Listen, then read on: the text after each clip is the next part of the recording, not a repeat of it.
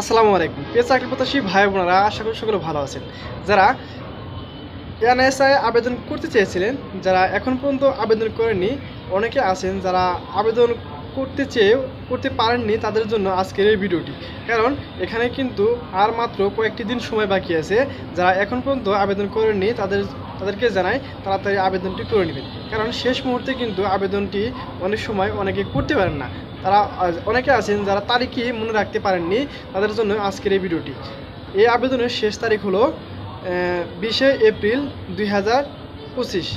আর এখানে কিন্তু 13টি পদে 255 জন লোক নেওয়া হবে। তাই দ্রুত সময়ের মধ্যে এখানে আবেদন করবেন।